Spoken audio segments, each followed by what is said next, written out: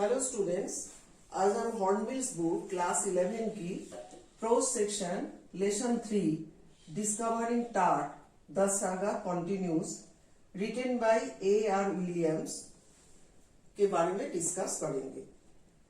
ये जो टाइटल है डिस्कवरिंग टार्ट द सागा कंटिन्यूज, यह टार्ट जो है ये आज से कम 3300 वर्ष पूर्व एक इजिप्ट में एक राजा थे जिनको ज्यादातर टट के नाम से जाना जाता है, परंतु उसका और एक नाम था टूटल खातून, और कुछ लोग उसको टूट के नाम से भी जानते हैं। तो उनके बारे में एक मतलब कहानी है, मगर this is a real story, ये एक रियल स्टोरी है। और यहाँ सागा करके क्यों लिखा गया है? सागा मतलब लॉन्ग स्टोरी जो होता है उसको कहा जाता है। कंटिन्यूस मतलब ये जो स्टोरी, इनके बारे में जो स्टोरी है, कहानी है, वो अभी भी कंटिन्यू हो रहा है, उसका समाप्त नहीं हुआ। ये टर्ट जो है ये उनकी राजवंश का आखिरी राजा थे। मतलब इजिप्ट में जो उनका राजवंश चलता था, इन लोग को फिरौहा भी कहा जाता है, वहां की भाषा में फिरौहा कहा जाता था। तो वो आखिरी राजा थे मतलब बहुत कम उम्र में वो राजगद्दी को संभाल लिए थे, और बहुत समय तक वो मतलब अपना शासन चला नहीं पाए थे। सिर्फ 9 वर्ष बाद उनकी मृत्यु हो गई थी, और उनकी मृत्यु कैसे हुई थी इस बात के पीछे बहुत ज्यादा रहस्य है। कुछ मानते उनको मतलब नेचुरल डेथ के हिसाब से कोई नहीं समझ पाते, सब बोलते हैं कि उनका मर्डर किया गया था। परंतु मर्डर क्यों किया गया था, कितने एज में उनका मर्डर हुआ था, और किन्होंने मतलब किसने किया था, और कारण क्या था, इस चीज के बारे में अभी तक लोगों को मतलब इसका छानबीन चल ही रहा है, परंतु नतीजे पे पहुंच नहीं पाए। तो इसके बारे में मतलब ये जो कंटिन्यूस जो स्टोरी है, इस स्टोरी को आज हम डिस्कस करेंगे। तो देखिए, लेसन को ध्यान दीजिए। He was just a teenager when he died. जब वो एक किशोर व्यक्ति ही था तब उसकी मृत्यु हो गई थी। The last heir of a powerful family that had ruled Egypt and his emperor for centuries. मतलब उनको लास्ट हेयर कहा गया है, मतलब वो आखिरी उस साम्राज्य का आखिरी मतलब वंश, आखिरी मतलब व्यक्ति था उस साम्राज्य को संभालने के लिए, आखिरी मतलब उत्तराधिकारी था। ये पावरफुल फैमिली, उनकी फैमिली जो था बहुत ही शक्तिशाली एक वंश था वो। That had rule Egypt and its emperor for centuries. He was laid to rest laden with gold and eventually forgotten. उस समय ये जो फराव होते थे, इन लोग में एक विश्वास था कि जैसे व्यक्ति जब जीवित रहते हैं तब उनको जिन सब सामानों की जरूरत होती है, जैसे चीज मतलब चाहिए उनको जीवन व्यतीत करने के लिए, मृत्यु के बाद में भी उनका और एक जीवन होता है, तब उनको उन सब चीजों की जरूरत होता है। और इन लोग क्या करते थे, मृत्यु होने से पहले उन लोग इसलिए अपना कब्र स्थान को खुद ही उन लोग बनाया करते थे। उस जमाने में राजा लोग, जिनको टॉम कहा जाता है, मॉमी, उन लोग जो मॉमी बनाया करता था और अपने शरीर को मॉमिफाई कर दिया जाता था। उन लोग की बॉडी को मृत्यु के बाद उनकी बॉडी को मॉमिफाई कर दिया जाता था। मॉमिफाई मतलब ये होता है कि उनकी मृत्यु के बाद उनकी शरीर पे एक लेप लगाया जाता था, ताकि वो मतलब बहुत लंबे समय तक जब वो जीवित थे तब जिस रूप में था, उनकी शरीर जैसा था वो ऐसे ही रहता था। फिर बाद में उनको कॉफिन में डाल दिया जाता था, और वो जो टॉम उनके लिए बनाया जाता था, जो कब्रस्थान बनाया जाता था, वहीं पे उनको रखा जाता था। और साथ में उनका जो भी उनकी रोज की जीवन की जो भी जरूरत की चीज सब कुछ उसमें रखा जाता था। तो इस चीज के बारे में यहाँ पे वही बताया जा रहा है कि किंग टट के साथ में भी किस तरह उनको कॉफिन में रखा गया था और उनके साथ क्या क्या सामग्री दी गई थी। He was laid to rest laden with gold and eventually forgotten. तो वो एक किशोर व्यक्ति ही था जब उसकी मृत्यु हुई।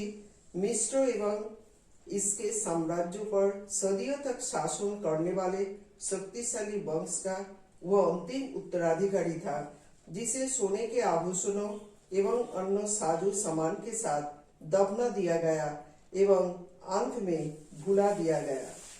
लोगों ने तो उसको दफना दिया बहुत सारे सामानों के साथ, जो भी उनकी जरूरत का, रोज की जिंदगी में जरूरत की चीजों के साथ, राजा लोगों को जैसा जरूरत होता है, परंतु लोग ने उनको भूल गया था।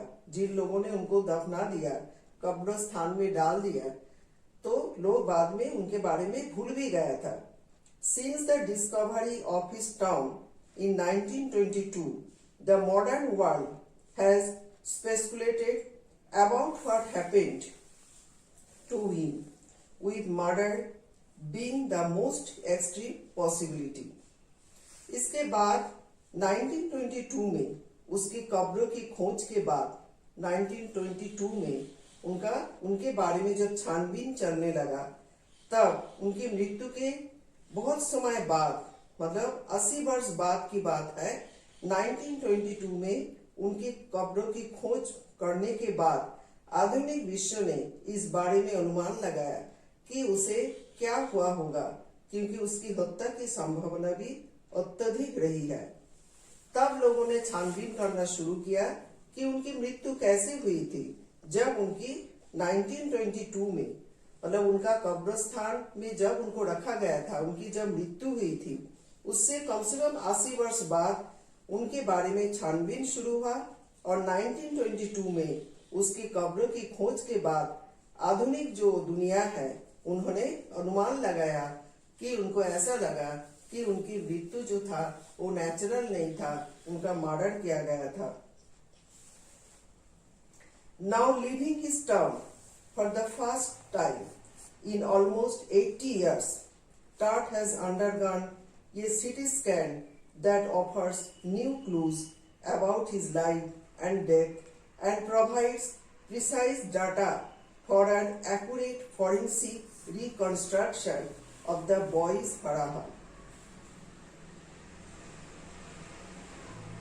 अब 80 वर्ष के बाद अपनी कब्रों को छोड़कर वो, मतलब टर्ट सीटी स्कैन, शरीर के अंदर की फोटोग्राफी की लेने वाला जो मशीन था, उसके अंदर, मतलब उसकी प्रक्रिया से गुजरा, जिससे उसके जीवन एवं मृत्यु के बारे में नए संकेत मिलने की संभावना बनी है और इससे किशोर फड़ाह के बारे में वैज्ञानिक पुनर्धारण के लिए सही आंकड़े भी उपलब्ध होंगे। 80 वर्ष बाद फड़ाह, मतलब जो राजा टट थे, उनकी शरीर को सीटी स्कैन के लिए उनको लाया गया और आधुनिक विश्व के लोगों को, मतलब विश्वास था कि इस तरह का सीटी स्कैन के द्वारा उनके बारे में जिस चीज का उन लोग पता लगाना चाह रहे थे, शायद उन लोग उसमें सक्सेसफुल होकर रहेंगे। An angry wind stirred up ghostly dust devils as King Tut was taken from his resting place in the ancient Egyptian cemetery known as the Valley of the Kings. जैसे उनकी कब्रिस्तान से उनकी बॉडी को निकाला गया था सीटी स्कैन की मशीन में डालने के लिए, बहुत ही जोर तेज रफ्तार में एक कुब्ध हवा भूतों जैसे धूल को लेकर गुब्बार उछल रही थी। जब राजा टट को उसके आरामगाह से, मतलब उनके कब्रिस्तान से, जो प्राचीन मिस्रों के कब्रिस्तान वैली ऑफ द किंग्स में स्थित थी, बाहर निकाला जा रहा था। उस समय इजिप्ट में एक स्थान बनाया गया था राजाओं की कब्रिस्तान वहां बनाने के लिए, टॉम बनाने के लिए, जिसको वैली ऑफ द किंग्स कहा जाता था। तो इस स्थान पे टट का भी, मतलब टॉम वहीं पे था। जब उनकी, मतलब कब्रिस्तान से उनकी बॉडी को निकाला जा रहा था, तब एक भयंकर तूफान शुरू हो गया था। भूतों जैसे धूल से चारों तरफ भर गया था और मतलब एक काले बादल भी आकाश में छा गया था। Dark valley clouds has scudded across the desert sky all day and now were wailing the stars in cascade gray. It was 6 p.m.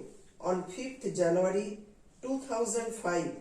The world's most famous mummy glided head first into a CT scanner brought here to prove the lingering medical mysteries of his little understood young ruler who died more than 3003 years ago. काले रंग के बादल पूरे दिन रेगिस्तान के आकाश के are पार उड़ते रहे और अब कफन जैसे भूरे रंग से उन्होंने तारों को ढक लिया था। यह 5 जनवरी 2005 की शाम के 6 बजे का समय था। विश्व की सर्वाधिक प्रसिद्ध मम्मी एक सीटी स्कैनर के भीतर खिसकते हुए प्रवेश कर रही थी। सबसे पहला उसका सिर अंदर जा रहा था। इस सीटी स्कैनर को काफी समय से प्रचलित उन चिकित्सकीय रहस्यों की जांच पड़ताल के लिए लाया गया था जो इस अज्ञात जिसे नहीं समझा गया युवा शासक के बारे में थे, जिसकी मृत्यु 3300 वर्षों से अधिक समय पूर्व हो चुकी थी। All afternoon, the usual line of tourists from around the world had descended into the crypt, rock-cut tomb some 26 feet underground to pay their respects. पूरे दोपहर दुनिया भर से आए पर्यटक की सामान्य कतार सकड़ी चट्टान को काटकर बनाई गई तथा 26 फीट जमीन के नीचे स्थित इस कब्र में उतरती रही और श्रद्धांजलि दी जा रही थी। They gazed at the murals on the walls of the burial chamber and peered at Tur's glided face. ये पर्यटक कब्र के कक्ष की दीवारों पर बने चित्रों को बहुत ध्यानपूर्वक देख रहे थे तथा तट के सोने से मरे चेहरा को ध्यान से देख रहे थे। यह चेहरा परीक्षित शव की शकल का था तथा ताबूत से बाहरी ढक्कन की सर्वाधिक महत्वपूर्ण चीज था, अर्थात ताबूत के ढक्कन पर वास्तविक चेहरे जैसे संरचना बनी हुई थी।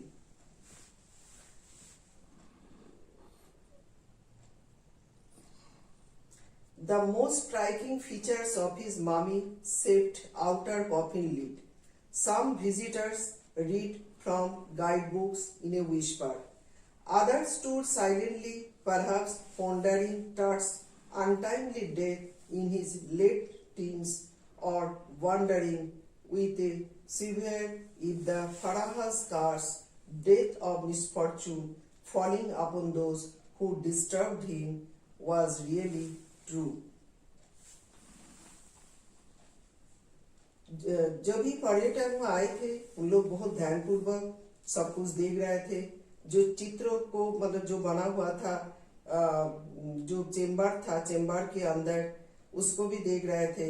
और इसमें जो सबसे महत्वपूर्ण चीज जो था, उनका चेहरा जो था वो परीक्षित शव की शक्ल का था, क्योंकि इससे पहले भी उनकी बॉडी को किसी के द्वारा परीक्षण किया गया था, इसलिए इसको परीक्षित शव कहा जा रहा है। तथा ताबूत से बाहरी ढक्कन की सर्वाधिक महत्वपूर्ण चीज था, अर्थात ताबूत के ढक्कन पर वास्तविक चेहरे जैसे संरचना बनी हुई थी। उनका जो कॉफिन था, उसके जो बाहर के ढक्कन था, उसके ऊपर भी टट का चेहरा सोने से बना हुआ था। कुछ आगंतुक कानाफूसी के रूप में पर्यटक निर्देशिकाओं को पढ़ रहे थे। वहां पे जितना टूरिस्ट आए थे उनमें से कुछ लोग जो भी वहाँ गाइड बुक रखा गया था उसको बहुत ध्यान पूर्वक धीरे धीरे उन लोग पढ़ रहे थे। अन्ना शांत खड़े थे, बाकी लोग शांत होकर खड़े थे। ये शायद तट की किशोर अवस्था में सामूहिक मृत्यु के बारे में चिंतन कर रहे थे। कुछ लोग बिल्कुल शांत खड़े होके उनका जो मृत्यु समय से पहले हो गया था उसके बारे में चिंतन कर रहे थे। अथवा कपकपी के साथ मतलब उतना ये भी हो सकता है कि उन लोग इतना घबरा रहे थे, इतना डर रहे थे, वो कब्रिस्तान के अंदर जाने के बाद कि उन लोग आश्चर्यचकित कर रहे थे कि कहीं फराह का श्राप है ना, फराह जिसका मतलब ये राजा टट जिनका इतनी कम समय मतलब एज में उनका जो मृत्यु हो गई थी, उनका श्राप उन पर ना आ जाए, उसे छेड़ने वाले मृत्यु अथवा दुर्भाग्यों के शिकार होंगे। वास्तव में सच तो नहीं है, क्योंकि जिन्होंने उनको मार डाला और जिन्होंने उनको ये तकलीफ पहुंचाया, उनको जो दुर्भाग्यों के शिकार होना पड़ा, क्या उनकी श्राप उन पर तो नहीं आ जाएगा? इसलिए उन लोग काफी डर भी रहे थे। The mummy is in very bad condition because of what cutter did in 1920s, said Jahi Hawass, Secretary General of Egypt's Supreme Council of Antiquities, as he leaned over the body for a long first look. जब CT scan में उनकी शरीर की परीक्षण करने के लिए लोगों ने सोचा और उनकी बॉडी को लाया गया सीटी स्कैन मशीन में, तब उससे पहले भी एक कटर करके एक वैज्ञानिक के द्वारा उनका शरीर का परीक्षण किया गया था। तो इसलिए उनका शरीर को बार बार परीक्षित शव कहा जा रहा था। परंतु अभी जिनके द्वारा परीक्षण हो रहा था वो थे Zahi Hawass, secretary general of Egypt supreme council of antiquities, as he leaned over the body for a long fast look. परंतु उन्होंने जब उनकी बॉडी को झुक करके देखा, उन्होंने देखा कि उनकी शरीर का जो हालत था वो बिल्कुल सही नहीं था। जो पहले उनका परीक्षण हुआ था उसी समय उनकी शरीर को बहुत ज्यादा मतलब उसमें डिस्टर्ब पहुंचाया गया था। Carter Howard Carter, that is was the British archaeologist who in 1922 discovered Tut's tomb after years of futile searching. In centuries, its contents, though hastily ransacked in antiquity, were surprisingly complete. They remain the richest royal collection ever found and have become part of the Pharaoh's legend. Stunning artifacts in gold, their eternal brilliance meant to guarantee resurrection, caused a sensation at the time of the discovery and still get the most attention. But Tut was also buried with everyday things he had want in the afterlife: broad games, a bronze desert, linen undergarments, cases of food and wine. Mummy बहुत बड़ी खराब हालत में है। कारण है cutter ने 1920 के दशक में इसके साथ जो कुछ किया था। पहले जब उनकी शरीर का परीक्षण किया गया था तभी इसको हालत का बहुत खराब कर दिया गया था। जाही हवास ने कहा, जो मिस्र की सुप्रीम काउंसिल एंटीक्विटीज के महासचिव है। ऐसे उन्होंने तब कहा जब वे इस शव को पहली बार देखने के लिए झुके हुए थे।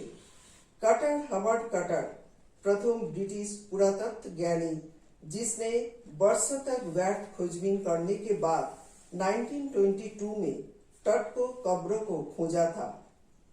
इसकी सामग्री यद्यपि प्राचीन समय में जल्दबाजी के साथ लूट ली गई थी, फिर भी आश्चर्यपूर्ण तरीके से पूर्ण थी। यह सामग्री अब तक का सर्वाधिक धनाढ्यशाही संग्रह सिद्ध हुआ है और फराव को पारंपरिक कथा का हिस्सा बन गया है। आश्चर्यजनक स्वर्ण निर्मित हस्तकृतियां जिनकी स्थायी चमक पुनर्जीवन की गारंटी मान ली गई ने खोज के समय सनसनी पैदा कर दी और अभी भी सबसे ज्यादा लोगों का ध्यान खींचती है। लेकिन तट को रोज की वस्तुओं के साथ भी दफनाया गया जिनकी जरूरत उसे बाद के जीवन में पड़ेगी। ये थी शतरंज, पासे जैसे खेल की सामग्री, कांसे से बना रेजर, लिनन मतलब अच्छी क्वालिटी की कपड़ा से बनी अंडरगारमेंट्स, भोजन एवं शराब के डिब्बे। After months of carefully recording, the Pharaoh's funerary treasures. Cutter began investigation his 3 nested coffins. Opening the first, he found a shroud adorned with garlands of willow and olive leaves, wild celery, lotus petals, and cornflowers, the faded evidence of a burial in March or April. When he finally reached the mummy, though he ran into trouble, the ritual reasons had hardened, cementing dirt to the bottom of his solid gold coffin. No amount of legitimate force could move them. Cutter wrote later what was to be done. मेहनत और सावधानी के साथ फराव के दफन संबंधी खजाने का लेखा जोखा तैयार करने के बाद कटर ने उसके 3 एक दूसरे में बिठाए गए ताबूतों को पड़ताल शुरू की। पहले ताबूत को खोलने पर उसने एक कफन पाया जो बेर एवं जैतून की पत्तियों, अजवाइन, कमल की पंखुड़ियों तथा मक्का के फूलों से बनी मालाओं से सुसज्जित था। ये मार्च अथवा अप्रैल में हुई इस दफन के कमजोर साक्ष्य थे।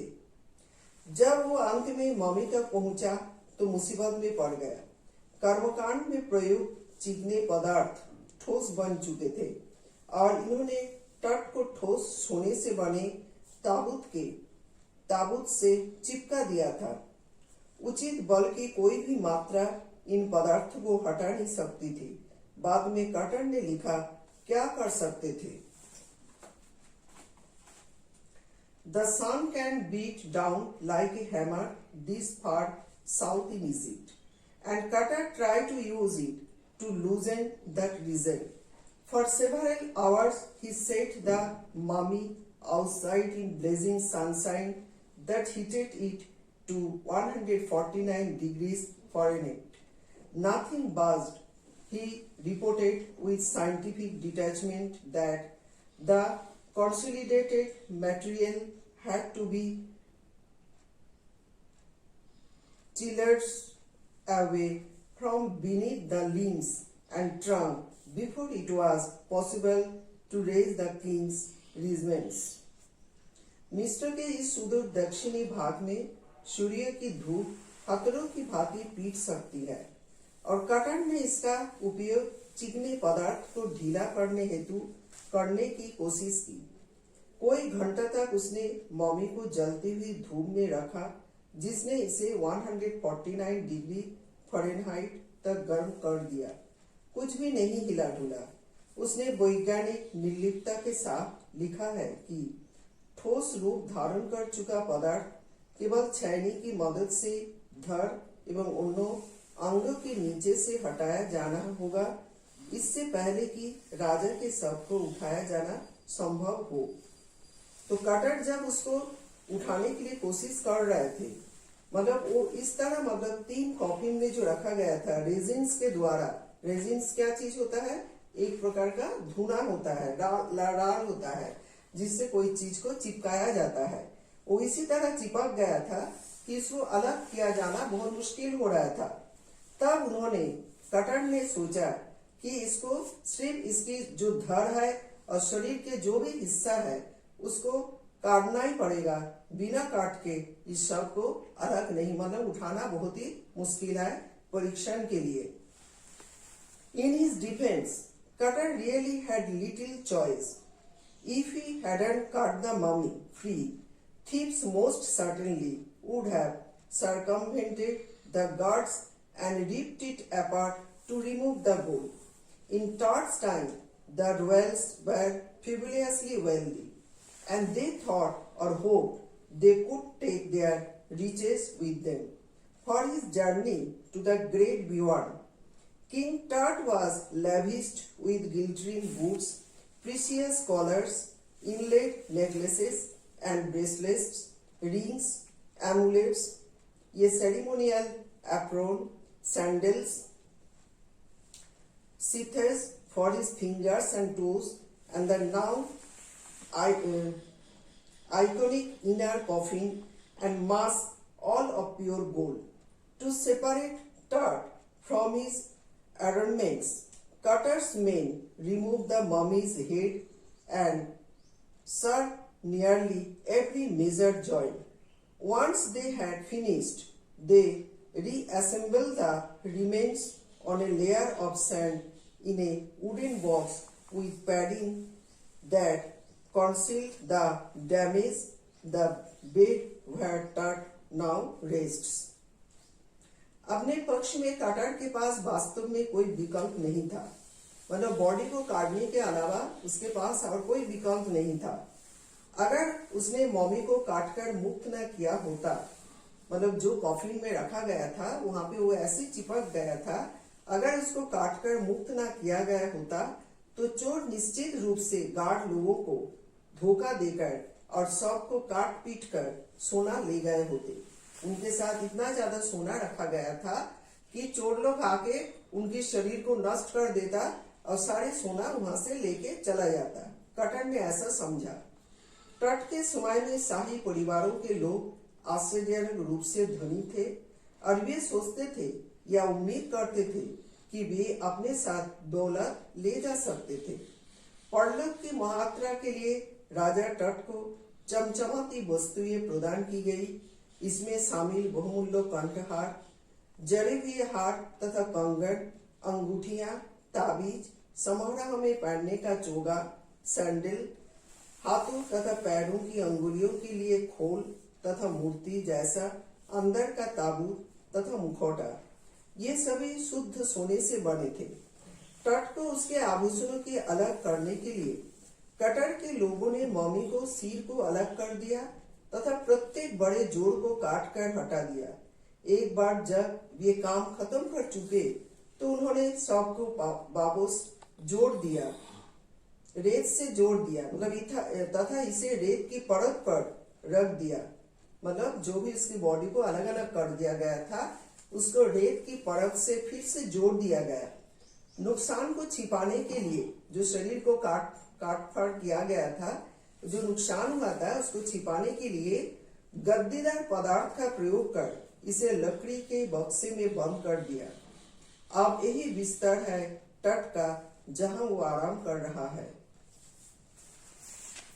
Archaeology has changed substantially in the intervening decades, focusing less on treasure and more on the fascinating details of life and intriguing mysteries of death. It also used more sophisticated tools, including medical technology. In 1968, more than 40 years after Cutter's discovery, an anatomy professor x-rayed the mummy and revealed a startling fact. Beneath the resin that cakes his chest, his breastbone and front ribs are missing.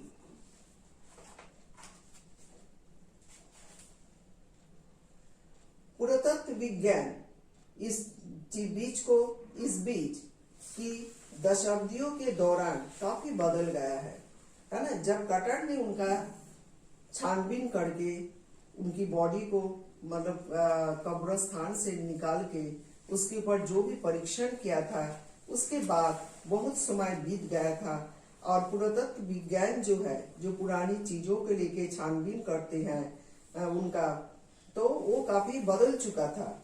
अब यह खजाने पर कम तथा जीवन की आकर्षक बारीकियों तथा मृत्यु के जटिल रहस्य पर ज्यादा ध्यान केंद्रित करने लगा है। यह सब अधिक जटिल यंत्र का प्रयोग करने लगा है, जिसमें चिकित्सकीय तकनीक भी शामिल है।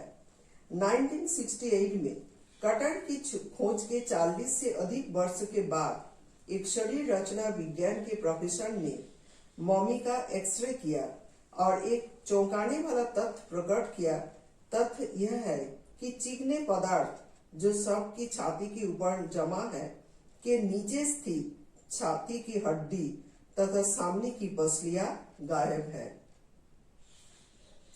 Today diagnostic imaging can be done with compound tomography or CT, by which hundreds of X-rays in cross section are put together like slices of bread to create a three-dimensional virtual body.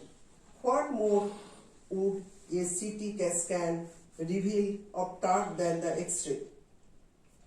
And could it answer two of the biggest questions still lingering about him? How did he die, and how old was he at the time of his death?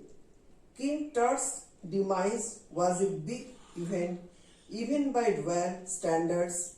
He was the last of his family's line, and his funeral was the death rattle of a dynasty.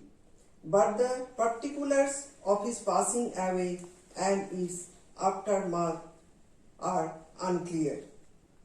आज रोग निदान संबंधी शरीर की आंतरिक photography की computed tomography मतलब x ray या अल्ट्रासाउंड से शरीर के अंदर के चित्र लेने का तरीका अथवा सीटी से किया जा सकता है, जिसके द्वारा सैकड़ों एक्सरे तस्वीरें जो शरीर की अनुप्रस्थ काट ली जाती है को ब्रेड के चपटे टुकड़ों की भांति जोड़कर त्रिआयामी शरीर बना लिया जाता है। टट के बारे में सीटी स्कैन क्या ज्यादा जानकारी दे सकता है एक्सरे की तुलना में, और क्या यह सबसे बड़े प्रश्नों में से दो प्रश्नों का जवाब दे सकता है जो अभी भी उसके टट के बारे में अटके पड़े हैं? वह कैसे मरा तथा मृत्यु के समय उसकी एज क्या थी? राजा टट की मृत्यु एक बड़ी घटना थी, शाही मापदंड से भी। वो अपने वंश का आखिरी था तथा उसका दफनाया जाना एक राजवंश की मौत का शोर था, लेकिन उसकी मृत्यु का विवरण तथा इसके बाद की स्थिति अस्पष्ट है।